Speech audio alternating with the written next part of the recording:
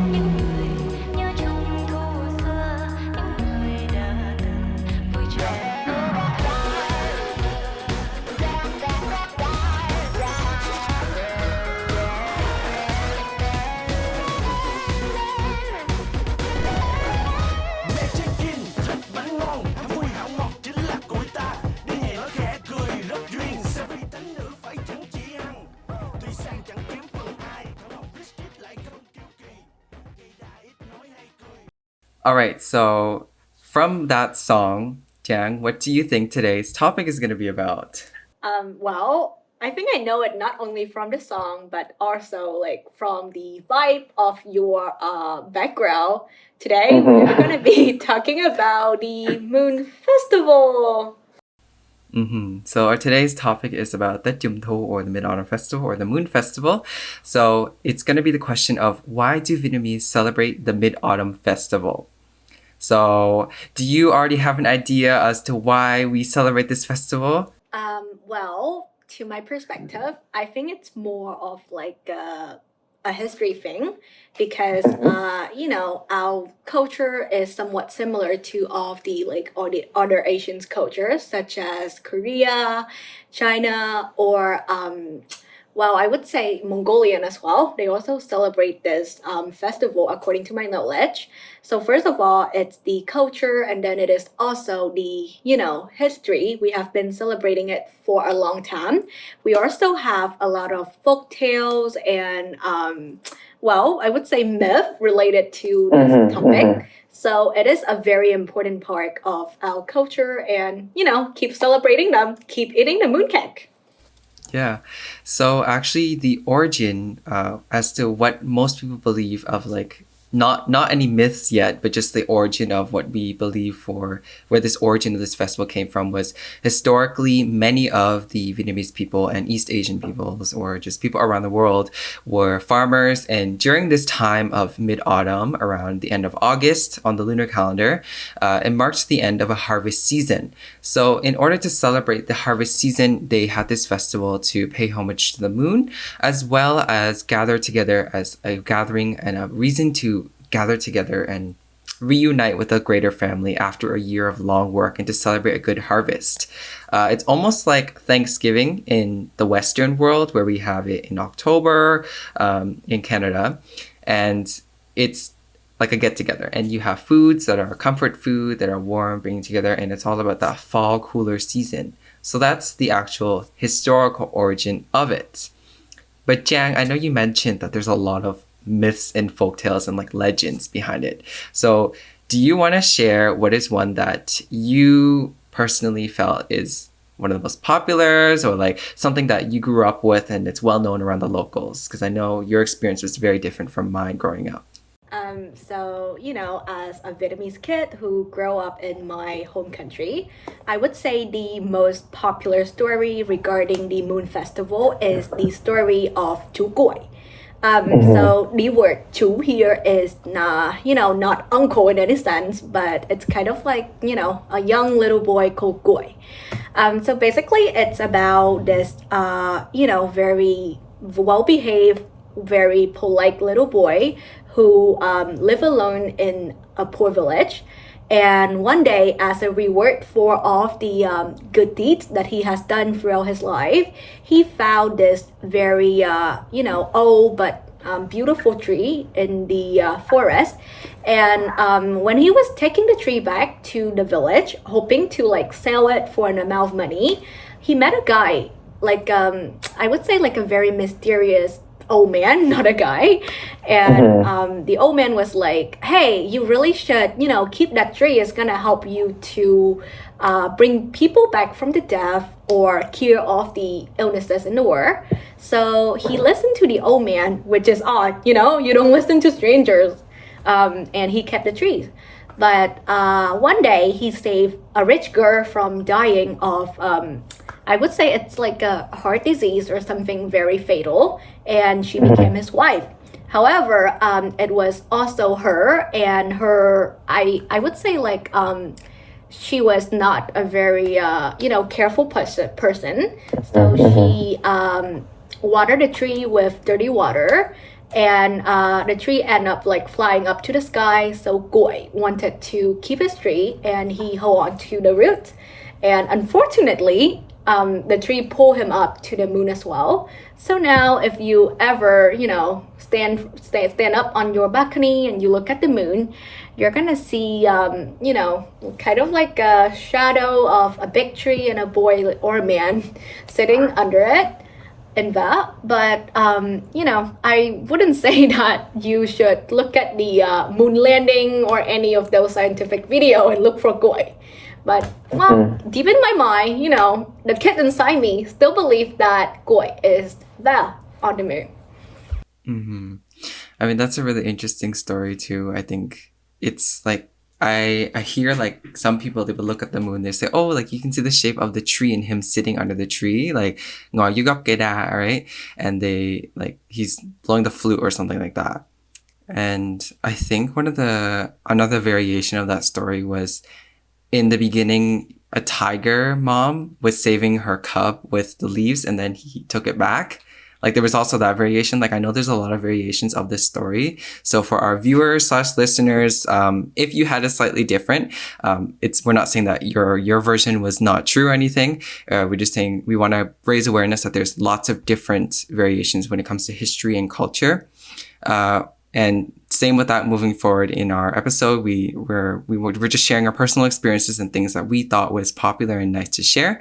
But of course, if you had a different experience in your own personal life, that's obviously part of culture as well, as it does vary between families and region. So yeah, so thank you for sharing that, Jiang.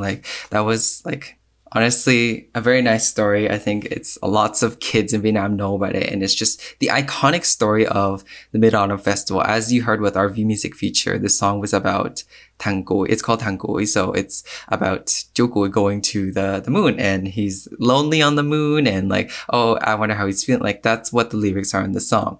And so that is just one of the first origins in the traditions, the reason behind the Mid-Autumn Festival. So to answer our why do Vietnamese celebrate the Mid-Autumn Festival, first of all, it's to celebrate the harvest and the gathering and reunion. Thirdly, it's to celebrate Jo Goi on the moon. That's why. Wow, it's such a sad story, like living It in is. the moon by himself. Well, I think there's like a fairy called Chị Hằng, but Ji Hang. yeah. There's Ji Hang, and then there's also Thong Up, the jade rabbit. Yes. But that's like more of the Chinese story where there's the Chang'e was taken to the moon after with the 9 suns, and that's like the different Chinese legend as well. But yeah. So in terms of the tradition, so we know that there's this story, but for you, Giang, growing up in Vietnam, what were some of the traditions that you did in Vietnam from Vietnam Festival? Like, could you just list a few? I would say like my favorite is phá cỗ because it involves eating, and I love mooncakes, I love fruits, I love all of the all of the sweet stuff that they offer children during the Mid-Autumn Festival. And during phá cỗ is one of the few occasions when I actually gather with all of my cousins, like people from my extended family, and like my grandparents would put something together for us so that we can go and snatch it, just like during the month of the Hungry Ghost. Another thing about phá cỗ is that it's gonna be paired with lanterns, like showing off what lanterns your parents get you. Of course, nowadays lanterns are just for Instagram pictures for me, but back then I really like holding them around and playing the music in them, especially like those with batteries. They were so luxurious. I enjoy holding them around the neighborhood. And I would say when there is phá cỗ, it's not just something for the children. It's also an occasion for older members of the family to come together after a long time of not seeing each other because of works and personal stuff. Another thing that I want to talk about is actually a very spooky one. It is Malon. So Malon is kind of like a spiritual act of interacting with kind of like a young ghost, like the ghosts of children who die early, which sound very like dreadful. But basically, you're gonna offer the young ghosts a little bit of rice, or when I did it with kids in my neighborhood, they even put milk in there, and whoever ends up with the can, because I have a can right here like that. Whoever ends up with the can running after them is gonna get caught by the Malon. But the reason why you have a can following you after is because one of your friends who are playing with you, they tie like a little knot around your ankle, so the can just keep on like dragging along to your side when you're like walking away. I wouldn't recommend this to people who are afraid of ghosts. So it's not a game for everyone, but you definitely should try. I think that one is, they use the metal can, like the condensed milk can, right? The long suom tha, right? And then I think what the tradition was 1 stick of incense, mop nen yang, and then also a piece of candy, right? And then they had like a cao thang jiu, like a incantation that they would say, and it would be like to wake up or to bring the spirit of like a kid that died really young. In Vietnam, we believe that the spirits of children or babies who have died are very, very strong, and they're very powerful, and they can hurt you a lot because they have so much positive energy in them because they have like they're at a very young age and they're very innocent, so they have very powerful spirits out there, so we never want to mess with them. So it's really encouraged that you don't do it because you could actually anger like a child's spirit if you don't play with them, because the whole thing is you call them up so that they can play with you, and there's a saying where whoever plays with them, their ankles will be bruised because the can hits their ankles. But as Jiang mentioned, it's just like almost like a gimmick, like a prank where the kids play with each other, where they just tie like the string around each other's like ankles and they run and it looks like the can is chasing them, but it's just like a prank. But obviously you never know with the unexplained of the spiritual world. As we mentioned in our previous episode, don't mess with them because you never know, right? Yep. So aside from that, was there any other like personal stories or like traditionals from this festival, knowing that you grew up in Vietnam, so you had a different experience? What were some of those that you thought were like your favorite memories aside from the ones you've already mentioned? Like you mentioned Faco, and then what else is there? Well, I would say like my favorite memory of all is when I MC for my school Mid-Autumn Festival in grade 5. So, you know, from grade 5 and up, I stopped celebrating Moon Festival with kids in my neighborhood because we are not that young anymore, you know? No one's gonna offer us mooncakes or anything. So I was celebrating at Vietnam Australia International School, VAS, my school back in Vietnam. And when I MC, it is like, you know, the first time that I ever stood on a stage with so many people underneath. And then I also got gifted a pair of ears, like rabbit's ears from my teachers back then, because, you know, I was being tongue up. And, you know, when I got into public speakings, I always remember my first time emceeing on stage. It's kind of like shaped the talkative person I am. Like, if it wasn't for that occasions, I wouldn't be here talking to you either, you know? So, yeah. So you're saying that that was like a pivotal moment in your childhood where it just really led you to almost self-discovery, but it was all thanks to this festival in some way. Yep, for sure.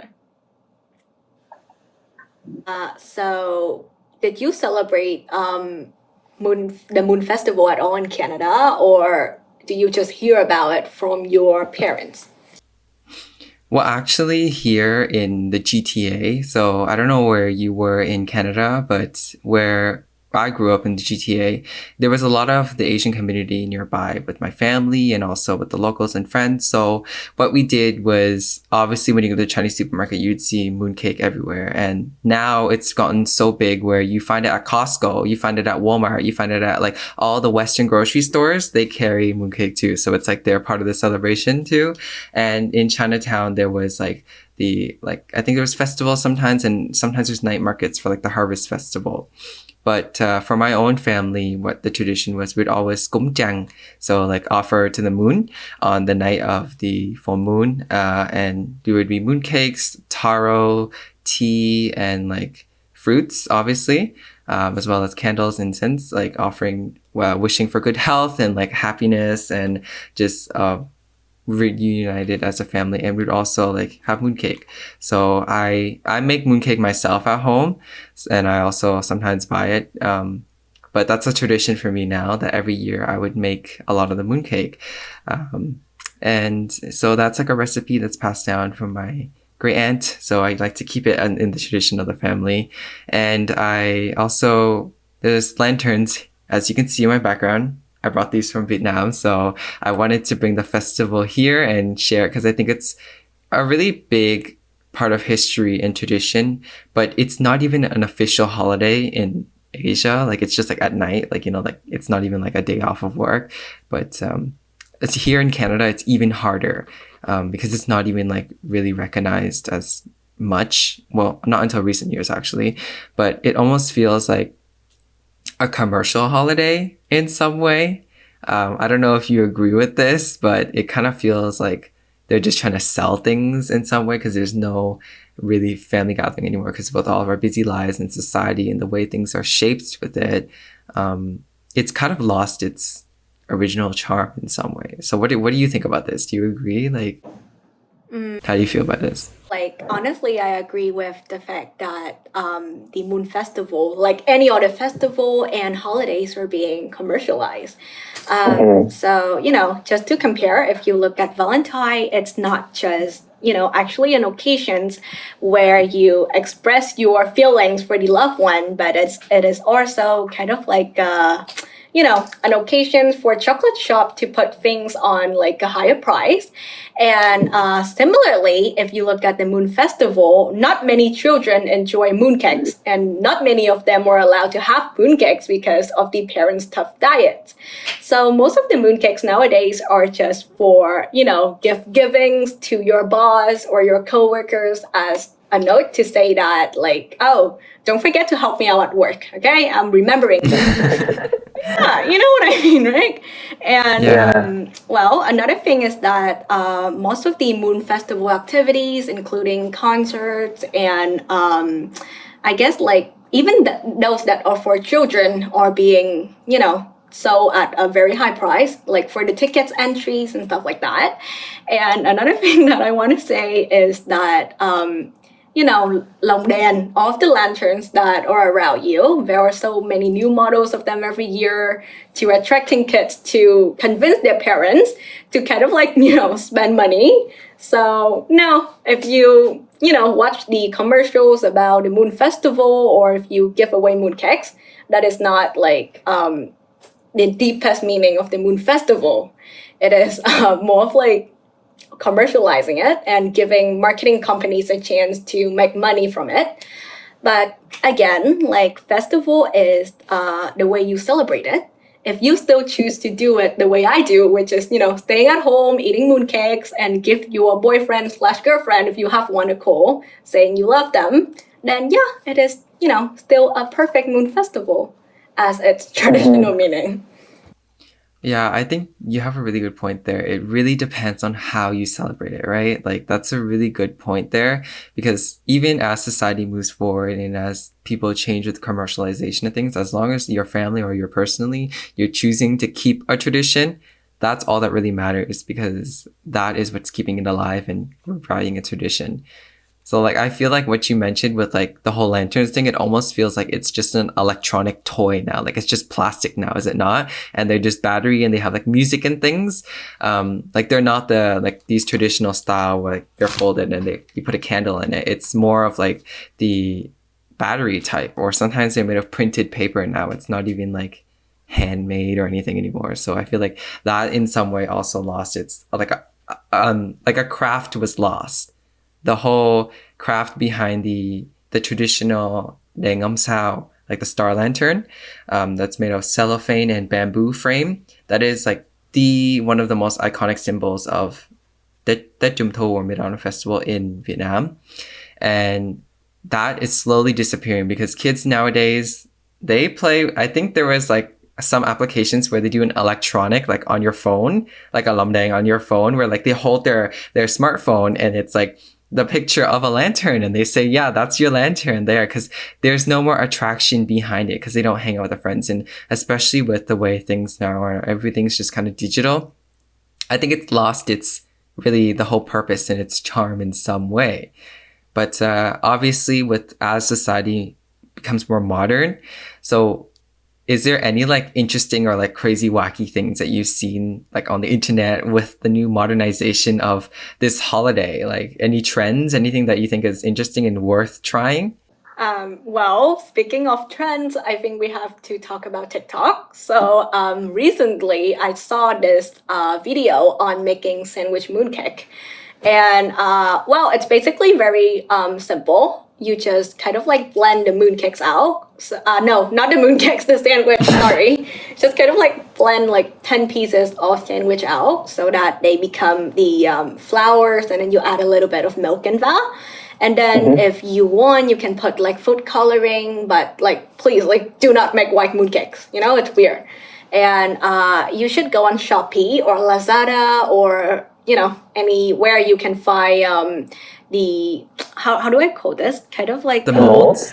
Yeah, the mold. Oh yeah, the mold. Yeah. Yep. Well, kind of like you find a mold for the mooncake. It can be round or it can be triangular. Like it's totally up to you. And you put the flour, like the blended sandwich in. And if you want, you can put like I would say green beans, red beans, or any fillings that you like inside that, and then you bake it in your air fryer. Oh my god. Air fryer. Yep, which is a very popular items during the pandemic for about like 25 minutes, and it would becomes a mooncake. So I talked to some of my friends who try out a recipe, and their mooncakes were, looking ugly because it's been in the air fryer for either too long or too short. So like I wouldn't recommend you doing it. But if anyone who is watching this success, can you please send me your like recipe or whatever that you did for your sandwich mooncake? I want to find out. So you mean sandwich like it's made of toast, right? Like sliced bread? Yes, but you have to blend them out, and then dip them in milk. Oh my god, that's like really weird, like with the whole it's a TikTok trend. But I think it's like one of those cool foodie trends that's kind of, it's like you want to try it because you're curious, like is it actually gonna work or not? But the whole thing about the air fryer, I gotta say that's so on trend. Air fryer food is like one of the hottest trends right now, and I'd say if you air fry mooncake, that's, you are 2020 trending. Like that's what it is. Like you are relevant now. So I think another thing that I saw going around on Vietnamese internet and social media was the whole thing about somebody was photoshopping the mooncake fillings. So there was like some really crazy ones. Like they put cilantro or like K-pop. K-pop artists, yeah. Like, do you want to eat him? What were some of the crazy ones that you saw? Like one of the worst one was gốc tiếng Anh, and it appears for the 2004 kid who is gonna be like going into university, taking the high school exam at the end of the year. So like if you're so lost in English, if you're so lost in math or physics, like you should eat a piece of physics fillings mooncake, or And another one is that Lee Min Ho, he was in Eternal Monarch, and so many of his pictures were photoshopped in mooncake fillings, and they were kind of like all over my social media because I like him too. And then if you watch Như Ý Truyện, or Duyên Hy Công Lược, all of the like male stars are appear inside mooncake fillings as well. So oh my god. That's kind of funny where it's like I would open Facebook last year and I would see the most random fillings in there, and it was like the whole thing you mentioned about the testing. It's like the mindset that when you're about to go to an exam and you take your textbook and you put it on your head, it's like absorb it, like except now you're eating it in the form of a mooncake. But can you imagine though if they actually sold like this is physics mooncake? That's a good marketing idea. I should do that, I think I need an accounting mooncake. You know what I mean? Oh my god. It'll be like the Excel spreadsheet on the mold of the mooncake, and then you're like eating the knowledge inside of you, so like an Excel. So on this topic now, instead of like crazy fillings, what is your favorite mooncake type filling? Like regional style and like actual filling too. Okay, so everyone might hate me for this, but I seriously hate red beans and all of the mooncakes without, meat and, like a big piece of eggs. Well, eggs is always but I seriously dislike mochi fillings, along with like all of the, like new fillings that people keep on mixing up, such as, chocolate or vanilla or anything that is being offered at Tour La Jour. Well, I would prefer chicken or fish. Fish would be okay. Like, the small pieces that were crushed, and they mix it with a lot of sugar and some Vietnamese sausages, as in like lap suong, and it's all inside the fillings. Well, that is not just sweet stuff, but it is also a little bit like savory. Like you can actually dip it in soy sauce or fish sauce. And, you can hate me for this all you want, but yeah, whatever mooncakes you're eating, that is mochi or, red beans or green beans, sucks. Oh, wow. Okay. That's a strong statement you made there. You're asking for people to come against you. Wait, but you like dip it in like soy sauce and like fish sauce. So could you like eat it with rice? Technically, it's like as if you're eating it with rice. Because like the outside layers is already carb. So you have carb and you have protein in the, you can have it for breakfast, but like put it in the Oh my gosh. air fryer. Yeah. Oh my god, the air fryer again. Yeah. You can I think that would be assorted. So the one you're mentioning is like different types of tap gum, right? Like the assorted ones. Yes. Those ones, right? Those I find that they're always like kind of expensive. Like I've seen some of them when I was in Vietnam. I would see they would be like bao ngư, yi cá, like abalone and like shark fin, like in the mooncake. And for those viewers or listeners who haven't heard about this before, it's not like full on like meat or like whatever in there. It's candied. So like Jang mentioned, like it's mixed with a lot of syrup, sesame seeds, sometimes nuts like cashews, almonds, and different things. And they mix it together into a melange. And then it's like a candied block. And then they put it into the skin and then they bake the skin. And that would be the actual mooncake. It's the assorted one, or I think some people call it the 5-kernel one here. But in Vietnam, there's some bakeries, like the specialty ones too, really, really fancy ones. And I think sometimes a single mooncake can go up to $20 to $30, like just one. Yeah, because it has like so many expensive ingredients in there. Like there's some of them that have the traditional herbal medicine, like Eastern medication, like ginseng and like the mushrooms, shiitake mushrooms, ginger, and like all those really expensive things. I think there's sea cucumber in some of them too. And it's just really extravagant in so many different ways. But I was always questioning, is that even gonna taste good? Like that's not even a dessert anymore. I can't even like but that would be definitely something that you want to get for your boss. It's expensive, it shows you're classy, it's like showing it's almost in some way where now there's a level of prestige with the ranks of mooncakes. I don't know if you noticed that. Where like the regular, like lower brand, yeah, the box and also the actual filling too. And how many egg yolks, how many salted duck egg yolks are in there. Sometimes there's 8 in there. Like I've seen like the big one, there's 8 salted duck eggs in there. And like there's like the regular brands like Gundo or like, what else is there? Ibika, Dam Kan. And then there's like the more higher end ones like Hilamom. Yeah, or like those like specialty bakery inns there. And then in Vietnam, there's also the coffee shops also all have mooncakes. So Starbucks, Phúc Lâm Cafe, Coffee House. What else is there? It's not good though. Don't try it. Really? It's not good? Because they don't have, fish or meat or... Oh, okay, that's why. Because, okay, yeah. That's not the majority, just... have you had the Oreo mooncake before? I know that's going around in Vietnam a lot. The Oreo one.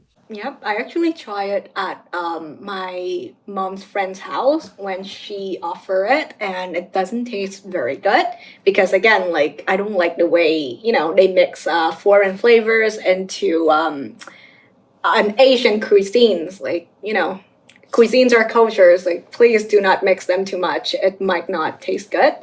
And another thing is that if you eat an Oreo, the cookie is gonna make up for the sweetness of like the cream at the at the middle. But since it is a mooncake, like everything is just so sweet. It's kind of like eating 2 spoons of sugar. Oh my god, yeah. I can imagine does it taste like a blend up Oreo except with so much extra like cream and sugar? Is that what it tastes like? Exactly what it is. Oh gosh. Well, I guess for They sell it at, your place, like in Canada. No, I think there's people who bring it over from overseas, like as like carry-ons, like, and they sell it, right? It's like hang satay, you're gonna have money to buy that. And it's like, you could probably order it and have it shipped here, but hearing this, it's probably not worth it. They would probably charge you like $50+ to get it here. So that was one of the things I wanted to try when I was in Vietnam, but I didn't get a chance to.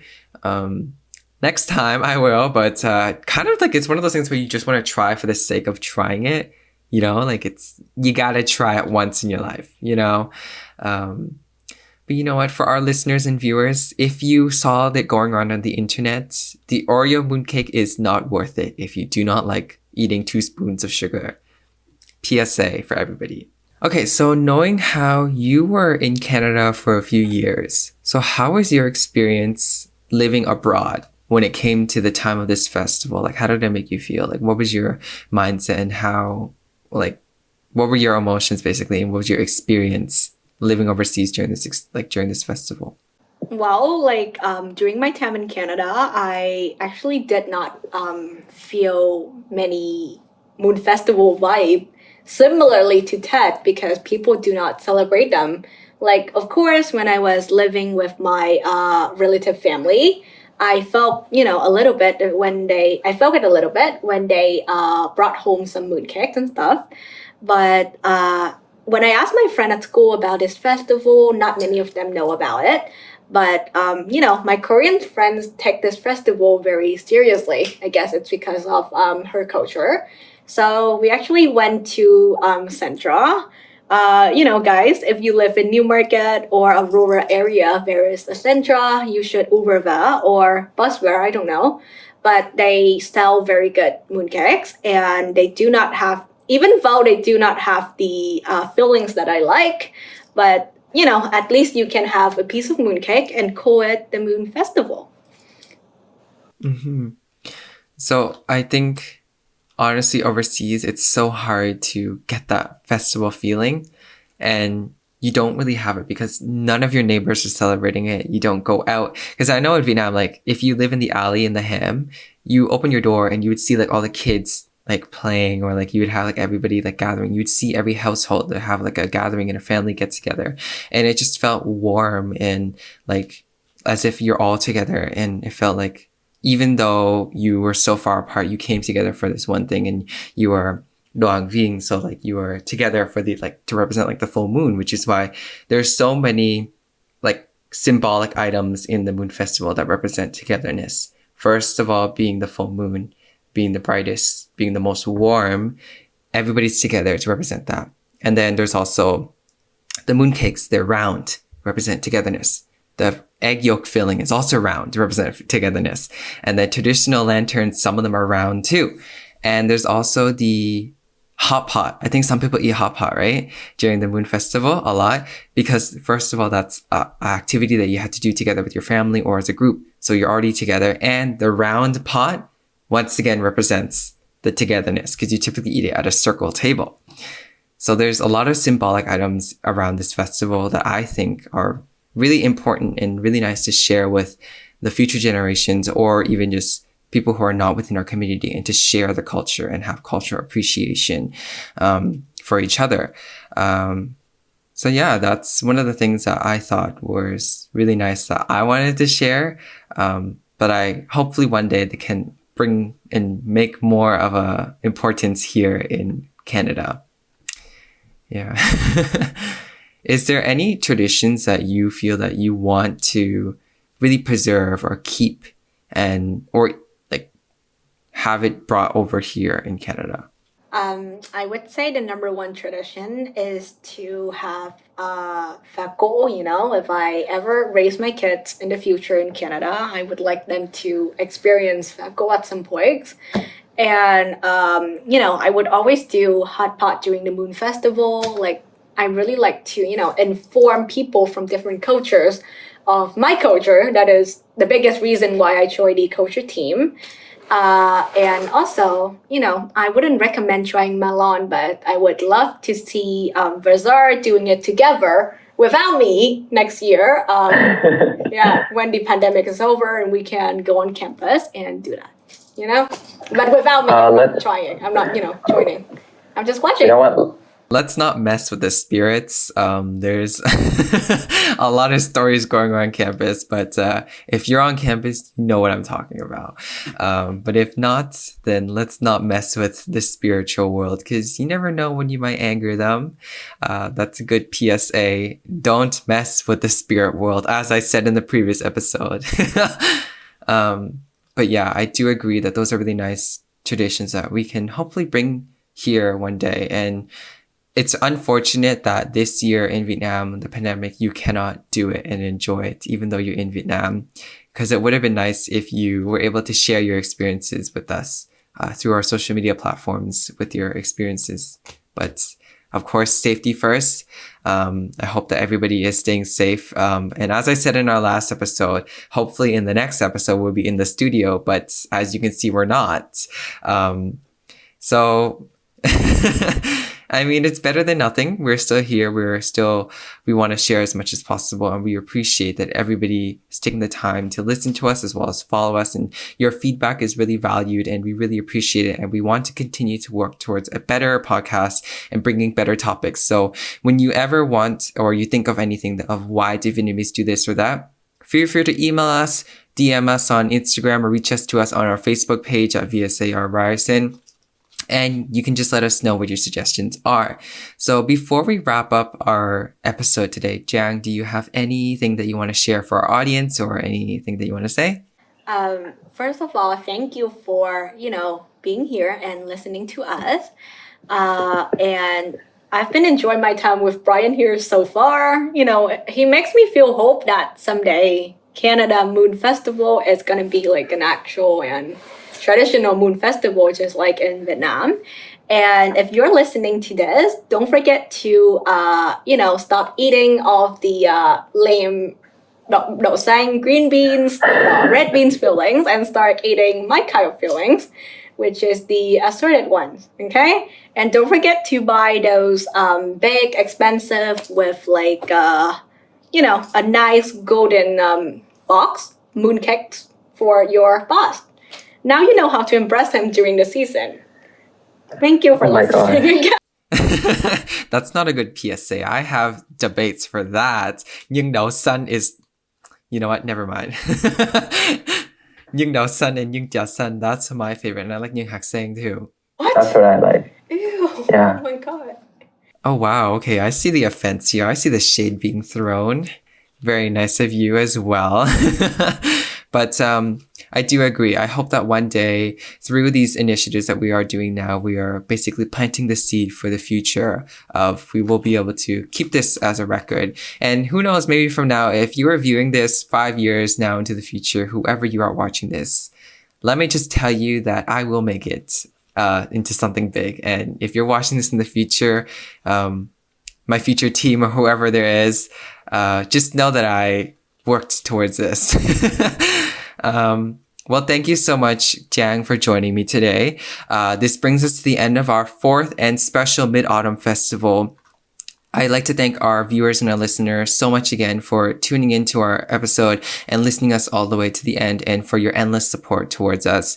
For more information on the Mid-Autumn Festival or for more cultural things about Vietnamese culture, please follow us on VSAR Ryerson on Instagram for culture posts that we post twice a week, as well as different activities and upcoming events that we have now that the school year has begun. So thank you so much for joining us on our podcast. We hope to see you again in our future episodes. Remember to stay safe, have fun, enjoy the Moon Festival, and remember to stay curious and ask, why do Vietnamese? Yep. All right. Bye-bye. Bye. You're listening to Why Do Vietnamese, a cultural podcast by VSAR.